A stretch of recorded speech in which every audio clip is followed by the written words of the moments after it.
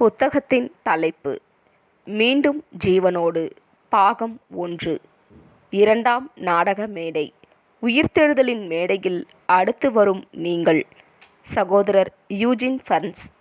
மீண்டும் ஜீவனோடு எனும் புத்தகத்திற்கு ஓர் அறிமுகம். மெகிதோவில் நடந்த கடைசி போரில் போர் புரிந்தவர்களில் ஒருவர் லெவ் ஆரோன் என்பவர் ஆவார்.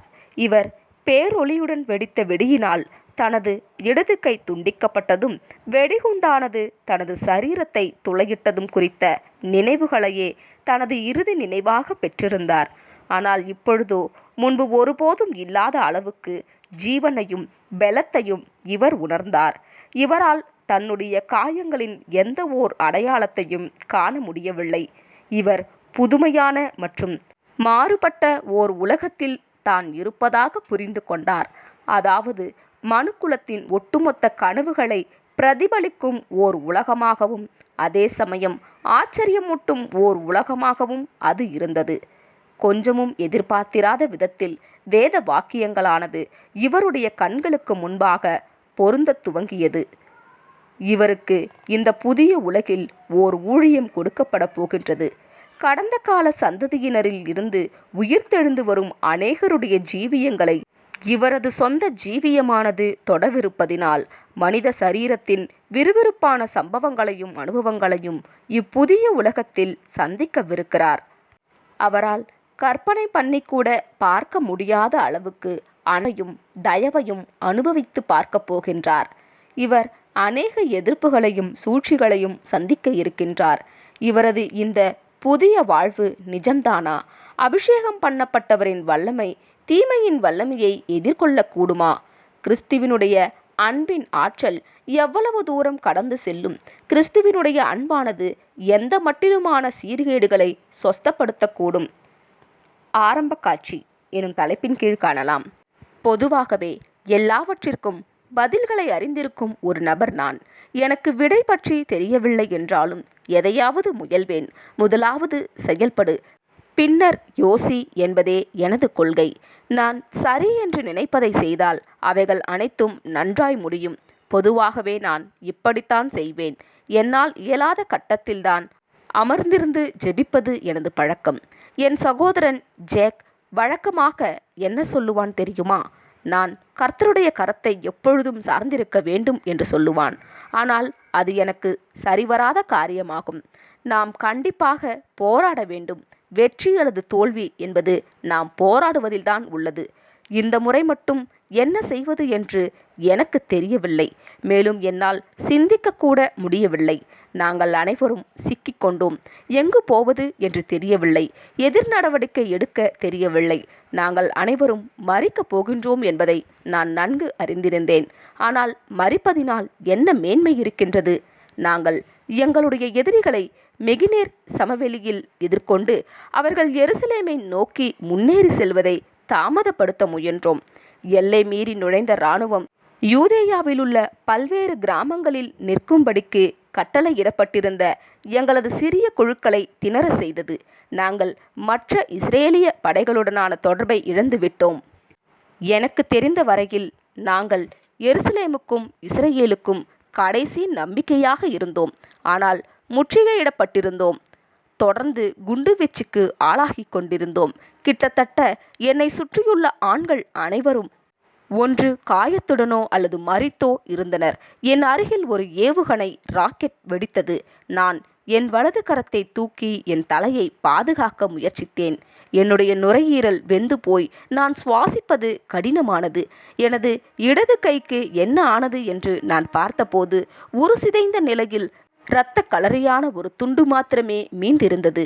என் அருகே தைரியத்துடன் மருத்துவர் ஒருவர் அணுகின போது மோசமாய் காயம் அடைந்த நிலையில் என்னை அவர் கண்டார் மற்றும் கைகளிலிருந்தும் நெஞ்சிலிருந்தும் இரத்தம் வடிவதை நிறுத்த முயற்சித்தார். நான் வார்த்தைகள் திணறியபடி அவரை நோக்கி எனது மனைவி ரெபேக்காளிடம் நான் நேசிக்கிறேன் உன்னை என்று லெவ் ஆரோன் இவ்வார்த்தைகளை சொல்லி முடிப்பதற்கு முன்னதாகவே காதுகள் நிசப்தத்தை உணரவே பார்வை மெதுவாக மங்கி மறைந்தது. முகவுரை. மரித்தோரின் உயிர்த்தெழுதல் உண்டு என கிறிஸ்தவ மதம் போதிக்கின்றது. ஆரம்பகால கிறிஸ்தவத்தின் மையமாக உயிர்த்தெழுதல் உபதேசம் இருந்தது. இயேசுவின் போதனையாவது, இதை குறித்து நீங்கள் ஆச்சரியப்பட வேண்டாம், ஏனென்றால் பிரேத குழிகளில் உள்ள அனைவரும் அவருடைய சத்தத்தை கேட்கும் காலம் வரும், அப்பொழுது எழுந்திருக்கிறவர்களாக புறப்படுவார்கள். யோவான் 5 28, 29 வசனங்கள். இயேசு மார்த்தாளிடம் கூறியதாவது, நானே உயிர்த்தெழுதலும் ஜீவனுமாயிருக்கிறேன். யோவான் 15 25 வசனம். இயேசு இந்த வார்த்தைகளை கூறியிருந்த போதிலும் மரணம் தடையின்றி தொடர்ந்து கொண்டுதான் இருக்கின்றது. பில்லியன் கணக்கானோர் மரித்துவிட்டனர். மேலும் தங்களை இயேசு கல்லறையிலிருந்து அழைப்பதற்காக காத்து கொண்டிருந்தனர். தமது வாக்குத்தத்தத்தை இயேசு நிறுவுவார் எனும் விஷயத்தில் யாரேனும் சந்தேகிக்கின்றீர்களா? இயேசுவைப் போலவே அப்போஸ்தலர்களும் உயிர்த்தெழுதலை குறித்து பேசினார்கள். பவுல் அப்போஸ்தலன் அகிரிப்பா ராஜாவிற்கு முன் விலங்கிடப்பட்டிருந்த போது அவர், தேவன் மரித்தோரை எழுப்புகிறது நம்பப்படாத காரியம் என்று நீங்கள் எண்ணுகிறதென்ன என்று வினவினார். அப்போஸ்தலர் 26 வசனம். கொரிந்துவில் இருந்த சபை மெய் விசுவாசத்தில் இருந்து வீழ்ச்சியடைய துவங்கிய போது அவர்களை குழப்பின காரியங்களில் ஒன்றாக உயிர்த்தெழுதல் உபதேசம் இருந்தது. பவுல் அவர்களை நோக்கி கூறியதாவது, கிறிஸ்து மரித்தோரிலிருந்து எழுந்தார் என்று பிரசங்கிக்கப்பட்டிருக்க மரித்தோரின் உயிர்த்தெழுதல் இல்லை என்று உங்களில் சிலர் எப்படி சொல்லலாம்? மரித்தோரின் உயிர்த்தெழுதல் இல்லாவிட்டால் கிறிஸ்துவும் எழுந்திருக்கவில்லையே. கிறிஸ்துவும் எழுந்திருக்கவில்லை என்றால் எங்கள் பிரசங்கமும் விருதா, உங்கள் விசுவாசமும் விருதா. மரித்தோர் உயிர்த்தெழாவிட்டால் தேவன் எழுப்பாத கிறிஸ்துவை அவர் எழுப்பினார் என்று நாங்கள் தேவனை குறித்து சாட்சி சொன்னதினாலே தேவனுக்காக பொய் சாட்சி சொல்லுகிறவர்களாகவும் காணப்படுவோமே. மரித்தோர் உயிர்த்தெழாவிட்டால் கிறிஸ்துவும் எழுந்திருக்கவில்லை. கிறிஸ்து எழுந்திராவிட்டால் உங்கள் விசுவாசம் வீணாயிருக்கும். நீங்கள் இன்னும் உங்கள் பாவங்களில் இருப்பீர்கள். கிறிஸ்துவுக்குள் நித்திரை அடைந்தவர்களும் கெட்டிருப்பீர்களே. இம்மைக்காக மாத்திரம் நாம் கிறிஸ்துவின் மேல் நம்பிக்கையுள்ளவர்களாயிருந்தால் எல்லா மனுஷரை பார்க்கிலும் பரிதபிக்கப்படத்தக்கவர்களாயிருப்போம். கிறிஸ்துவோ மரித்தோரிலிருந்து எழுந்து நித்திரை அடைந்தவர்களில் முதற் பலனானார். 1 கொரிந்தியர் 15 12 முதல் 20 வசனங்கள். உயிர்த்தெழுதலை குறித்து கொரிந்து சபையினருக்கு இருந்த தவறான புரிந்து கொள்ளுதலை அப்போஸ்தலர் பவுலின் செய்தி சரி செய்தது. கிறிஸ்து மரித்தோரிலிருந்து எழுந்தவர்களில் முதற் பலனானால் நியாயமாக பிற்பலன்களும் இருக்க வேண்டும். மனுஷகுமாரன் தம்முடைய மகிமையுள்ள சிங்காசனத்தின் மேல் வீற்றிருக்கும் போது அதற்கான ஏற்ற காலமாயிருக்கும். மத்தேயு 19 28 வசனம். உயிர்த்தெழுதல் என்பது கிறிஸ்தவ மார்க்கத்தின் அடிப்படை உபதேசமாகும். மரித்தோரின் உயிர்த்தெழுதல் என்ற ஒன்று உண்டு. இந்த மாபெரும் கிறிஸ்தவ போதகமானது பூமியில் நடக்கவிருக்கும் சுவாரஸ்யமான காட்சிகளை கவனத்திற்கு கொண்டு வருகின்றது. பிரேத குழிகளில் காணப்படும் அனைவரின் உயிர்த்தெழுதலானது மனம் கவரும் விதத்தில் அன்பின், பாசத்தின் மற்றும் மகிழ்ச்சியின் காட்சிகளை நமது மனக்கண்களின் முன்பு வைக்கின்றதாய் இருக்கின்றது. ஆனால் மறுஜென்ம காலத்தில் மரித்தோருடன் புதைந்து காணப்பட்ட குற்றம், பயம் மற்றும் அவமானம் போன்ற உணர்வுகளும் அவர்களோடு கூட கடந்து வரும். மனிதர்கள் செய்யும் தீமை அவர்கள் மரித்த பிற்பாடும் ஜீவிக்கின்றது. அவர்கள் செய்த நன்மையோ பெரும்பாலும் அவர்களுடைய எலும்புகளோடு கூட புதைந்து விடுகிறது என்று ஷேக்ஸ்பியர் கூறியுள்ளார். எனினும் உயிர்த்தெழுதல் மூலம் மனிதர்கள் செய்த நன்மை அவர்கள் திரும்பவும் உயிர் பெறும் போது அவர்களோடு கூட வரும். தீமையும் அப்படியே கூட வரும். உயிர்த்தெழுதலினால் தீயவர்களுக்கும் நீண்ட வாழ்வு கொடுக்கப்படும். மனிதர்கள் கல்லறையினின்று வெளிவரும்படிக்கு அழைக்கப்படும் போது அவர்களது முழு கடந்த கால நினைவுகளும் உண்மையாக நிஜமானவைகளாக காணப்படும். என் வழி செம்மையாயிராதே என்று எசேக்கியேல் 18 25 வசனத்தில் தேவன் கூறியிருக்கிறார். இந்த உலகம் ஒரு நாடக மேடை, அதில் ஆண்களும் பெண்களும் நடிகர்கள் மட்டுமே என்று ஷேக்ஸ்பியர் கூறியுள்ளார். இது உண்மையாய் இருக்குமானால் இந்த நடிகர்கள் மனுக்குலம் அனைவரும் மறுஜென்ம காலத்தின் 2ஆம் முறை நடிப்பதற்கென்று திரும்ப வருவார்கள் என எடுத்துக்கொள்ளப்படலாம். இந்த உயிர்த்தெழுதலின் காலத்தில் சத்தியம் எல்லா நேரங்களிலும் எல்லா இடங்களிலும் இருக்கும். பொய்கள், வஞ்சனைகள், அரைகுறை உண்மைகள், உண்மை அல்லாதவைகள் மற்றும் நேர்மையற்றவைகள் ஆகியவற்றை இதுவரைக்கும் செய்து வந்தோர் இனி இத்தகைய கிரியைகளை செய்வதற்கான உரிமைகள் ரத்து செய்யப்படும். அவர்கள் செய்கையின் முழு கணக்கும் வெளியரங்கமாக்கப்படும். சத்திய செய்தி மட்டுமே அனுமதிக்கப்பட்ட ஒன்றாக இருக்கும். இந்த மறுஜென்ம காலத்தின் முழு பகுதியிலும் எந்த மறைவான காரியங்களும் இருப்பதில்லை. ஏசாயா 28:17. கிறிஸ்து தமது கண் கண்டபடி நியாயம் தீர்க்காமலும் தமது காது கேட்டபடி தீர்ப்பு செய்யாமலும் நீதியின்படி ஏழைகளை நியாயம் விசாரித்து யதார்த்தத்தின்படி பூமியிலுள்ள சிறுமையானவர்களுக்கு தீர்ப்பு செய்யுவார். ஏசாயா 11:3-4. எல்லா காரியங்களும் வெளியரங்கமாகவும் அனைவரும் அறியும் வண்ணமாகவும் இருக்கும். ஒவ்வொரு சூழ்நிலையின் உண்மையினை அறிய கிறிஸ்துவுக்கு எந்தவிதமான ஆதாரங்களோ அல்லது சாட்சிகளோ தேவை இருப்பதில்லை. ஏனெனில் அவர் இருதயத்தை ஆராய்ந்து பார்ப்பவராவார். மனித மீட்புக்கான முதல் தேவை அவர்களுக்கான மறுசீரமைப்பினை அவசியத்தை அடையாளம் கண்டு கொள்வதாகும். ஒவ்வொருவரும் தனது சக மனிதனோடும் தேவனோடும் ஒப்புரவு ஆகுவதே பிரதான தேவையாய் உள்ளது. தேவனுக்கும் மனிதனுக்குமான ஒப்புரவாகுதலின் காலம் தற்போது நடைபெறுவதாக சிலர் நினைத்திருக்கின்றனர். எனினும் இயேசுவின் நாள் முதல் இன்று வரை உள்ள காலப்பகுதியானது கிறிஸ்துவினுடைய மனவாட்டிக்கான அழைப்பு மற்றும் வளர்ச்சிக்காக விசேஷமாக நியமிக்கப்பட்டுள்ளது. மனவாட்டி தேர்ந்தெடுக்கப்பட்ட பிற்பாடு உலக தோற்றம் முதல் தேவன் தம்முடைய பரிசுத்த தீர்க்கதரிசிகள் எல்லோருடைய வாக்கினாலும் உரைத்தவைகள் எல்லாம் நிறைவேறி தீரும் காலங்கள் வரும். அப்போஸ்தலர் 3:21. இதுவே உயிர்த்தெழுதலின் காலமாக இருக்கும். அப்போது மனுக்குலம் ஒருவருக்கொருவருடனும் மற்றும் தேவனுடனும் ஒப்புரவாக்கப்படுவார்கள். உயிர்த்தெழுதல் என்பது சொல்லர்த்தமாக ஓரிரு நாளில் 24 மணி நேரத்தில் நடைபெறாது. திரும்ப கொடுத்தலின் காலங்களில் வருஷங்களில் நடைபெறும். மனுக்குலத்தை மறுசீரமைத்து பூரணத்திற்கு கொண்டு வருவது ஒரு கற்பிக்கும் செயல்முறையாக இருக்கும். இந்த மறுசீரமைப்பு செயல்முறை மனித வரலாற்றில் மிகவும் உற்சாகமான மற்றும் பலனளிக்கும் அனுபவமாக இருக்கும். பூமியின் மில்லியன் கணக்கானோர்களின் இந்த உயிர்த்தெழுதலை குறித்தும் திரும்ப கொடுத்தலின் காலங்கள் குறித்தும் மீண்டும் ஜீவனோடு என்ற இந்த புஸ்தகத்தில் விளக்க முயற்சித்திருக்கின்றோம். நிச்சயமாகவே இவ்வகையான எந்த ஒரு வேலைக்கும் சிந்தனையுடன் கூடிய கற்பனை திறன் அவசியமாயிருக்கும்.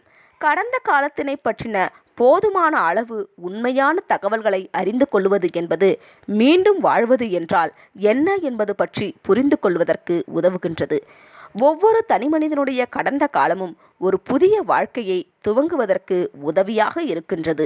பெரும்பாலான கிறிஸ்தவ எழுத்தாளர்கள் தங்கள் கதையின் உச்சகட்டத்தினை பரிசுத்தவான்கள் பரலோகத்திற்கு எடுத்துக்கொள்ளப்படுவதுடனோ அல்லது வேதாகம கூற்றிற்கு புறம்பான 7 வருஷங்கள் உபத்திரவம் எனும் கற்பனை கதையுடனோ நிறைவு செய்துள்ளனர்.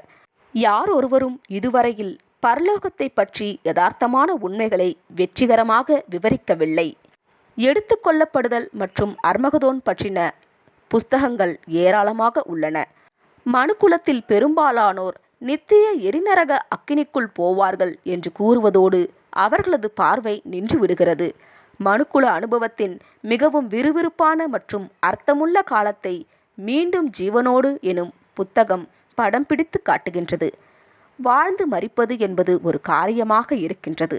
ஆனால் கடந்த காலத்தை பற்றிய முழு அறிவோடு ஒவ்வொரு எண்ணங்களையும் வார்த்தைகளையும் முழுமையாக நினைவு கூர்ந்து நீதியை கோரும் ஒரு புதிய உலகின் சவால்களை சந்திப்பதற்கு மீண்டும் உயிர்த்தெழுந்து வருவது என்பது முற்றிலும் வேறொரு காரியமாக இருக்கின்றது. மறுபடியும் என்னுடைய வாழ்க்கையை மீண்டும் வாழும் வாய்ப்பு எனக்கு கிடைத்தால் என்று பலர் அடிக்கடி கூறுவதை கேட்டிருப்போம். உயிர்த்தெழுதலானது எவருக்கும் இதே வாழ்க்கையை மீண்டும் வாழ்வதற்கான வாய்ப்பை அளிக்காது. இதைவிட சிறந்ததொரு வாழ்க்கையை வாழ வழிவகுக்கும். கடந்த காலத்தில் மனுக்குலமானது அடைந்திருந்த எந்த ஒரு குணலட்சண வளர்ச்சியினையும் முதிர்ச்சியினையும் இழந்து போகாது. நம்முடைய தற்போதைய வாழ்க்கையை நாம் ஒன்றுமே அறியாதவர்களாய் துவங்குகின்றோம். நம்முடைய வாழ்வில் அநேக பாடங்களை கற்றுக்கொள்ளும் தருணத்தில் கற்றுக்கொள்ளும் செயல்முறையில் நாம் அநேக தவறுகளை செய்வதால் நாம் பல தவறுகளையும் சேர்த்து விடுகின்றோம். மறுஜன்ம காலத்தின் மனுக்குலமானது ஏற்கனவே கடந்த காலத்தில் பெற்றிருந்த தங்களது தனிப்பட்ட அனுபவங்கள் மூலமாக அநேகவற்றை கற்று அறிந்திருக்கும் அனுகூலத்தை உடையவர்களாக இருப்பார்கள். சக மனிதனோடும் மற்றும் தேவனோடும் ஒப்புரவாகுதலுக்கான நீண்ட பயணத்தை தொடங்கும் போது அவர்கள் தற்போதைய வாழ்க்கையின் அனுபவங்களால் பெரிதும் பயன் பெறுவார்கள். ஒவ்வொருவரின் வாழ்க்கையிலும் சொல்லுவதற்கு ஒரு கதை இருக்கின்றது. உயிர்த்தெழுதலின் செயல்முறையில் மரித்தவர்கள் உயிர்த்தெழுந்து தங்களது வருங்காலத்தை சந்திப்பார்கள். கல்லறையானது பில்லியன் கணக்கானோரின் பற்றி எரியும் அன்பினையும் நற்குணங்களையும் குறுக்கிட்டு நிறுத்தியது. மேலும் அது ஒவ்வொருவரின் தீமையையும் கூட குறுக்கிட்டது. அன்பிற்கான கதவும் தீமைக்கான கதவும் மீண்டும் திறக்கப்படும். மனுக்குலத்தின் இருதயமானது அன்பினாலும் வெளிச்சத்தினாலும் நிறைந்து வழிந்தோடும். அதே சமயத்தில் அவர்களது கண்களுக்கு முன்பாக தீமையினால் ஏற்பட்ட விளைவுகளையும் முழுமையாக கொண்டு வரும். எ கிறிஸ்மஸ் கேரல் எனும் ஆங்கில நாவலின் அற்பமான கற்பனை கதாநாயகனாகிய எபினேசர் ஸ்க்ரூஜ் என்பவர் சொப்பனத்தின் மூலமாக கடந்த காலத்தை குறித்து நினைப்பூட்டப்பட்டார். தற்காலத்தை குறித்தும் புதிய கண்ணோட்டத்தில் பார்க்கவும் மற்றும் தனது பார்வையை சரிப்படுத்தாத பட்சத்தில் தன் வாழ்க்கை எப்படியாக முடியும் என்பது பற்றியும் பார்க்க உதவப்பட்டார். இது அவரது வாழ்க்கையை ஓர் அசாதாரண உத்வேகத்தை அவருக்கு அளித்தது. ஆகையால் இந்த நாவலில் இச்சொப்பனங்களை கண்ட பிற்பாடு ஸ்க்ரூஜ் உயிரோடு இருக்கிற தனது எஞ்சிய காலங்களிலேயே திருந்தி வாழ்வதற்குரிய வாய்ப்பினை பெற்றுக்கொள்கின்றார். ஆனால் மனுக்குலத்தை பொறுத்தமட்டில் திருந்தி வாழ்வதற்கான இந்த வாய்ப்பு என்பது கல்லறையிலிருந்து வெளியே வரும்போது அவர்கள் பெற்றுக்கொள்வார்கள். மறைபொருளான சுவிசேஷத்தை மீண்டும் ஜீவனோடு எனும் இந்த புஸ்தகமானது எடுத்து கூறுகின்றது. முழு வேதாகமமும் திரும்ப கொடுத்தலின் நற்செய்தியை பற்றி பேசுகையில் பெரும்பாலான மத தலைவர்கள் இந்த அறிவானது உலகை இரட்சிப்பதற்கான காரியங்களின் தற்போதைய பணிக்கு இடையூறாக இருப்பதாக கருதுகின்றனர். உலகை மாற்றுவதில் யாரும் இன்னும் பெருமளவு வெற்றி அடைந்திடவில்லை. ஆனாலும் பொதுநல கோட்பாடுடையவர்களுக்கு இதுவே தற்போதைய இலக்காக உள்ளது. எனினும் உலகத்தை மாற்றுவதற்கான காலம் எதிர்காலமாகவே இருக்கின்றது. சக மனிதனோடும் தேவனோடும் உலகம் ஒப்புரவாக வேண்டும் என்ற நோக்கத்தில் கிறிஸ்து மரித்தோரை உயிர்த்தெழுப்பும் போது உலகம் மாற்றத்திற்குள்ளாக வரும். நீதிமான்களும் அநீதிமான்களும் ஆகிய மரித்தோர் உயிர்த்தெழுந்திருப்பது உண்டு. அப்போஸ்தலர் 24:15. மரணமும் பாதாளமும் தங்களிலிருந்த மரித்தோரை ஒப்புவிக்கும் காலத்தில் வெளிப்படுத்தல் 20:13. உயிர்த்தெழுதல் எனும் காட்சி எப்படி அரங்கேறும்? மறுஜன்மம் எப்படியாக இருக்கும்? உயிர்த்தெழுதலின் வல்லமையை கற்றுக்கொள்வதற்கான சிறந்த வழி திரும்பி வந்தவர்களுடன் சேர்ந்து வாழ்வதை கற்பனை செய்து பார்ப்பதில் இருந்து அறிந்து கொள்ள முடியும்.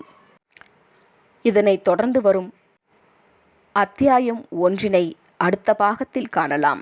ஆமேன்.